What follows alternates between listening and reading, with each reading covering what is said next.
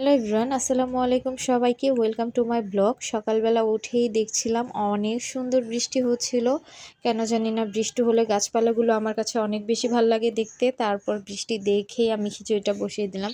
প্রায় সময় আমি বৃষ্টি দেখলেই খিচুড়িটা বসিয়ে দিই। রান্না করা একটু মুরগির মাংস ছিল, ভাবলাম যা আছে তাই দিয়েই আমি ঝটপট করে খিচুড়িটা রান্না করি।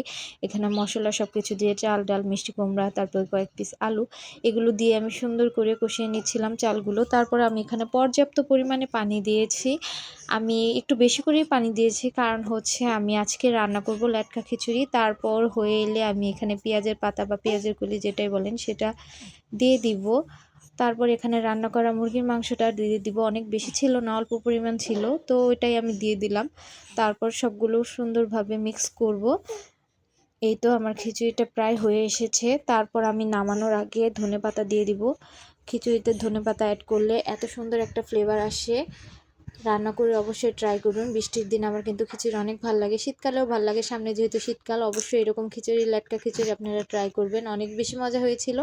এই তো আমি মজা মজা করে খেলাম। তারপর হচ্ছে আমি সন্ধ্যার থেকে খেয়েছিলাম হচ্ছে সিঙ্গারা আর পেঁয়াজুটা, যেটা বাইরে থেকে নিয়ে এসেছিলাম। এটাও অনেক বেশি মজা ছিল। Thank you for watching my video.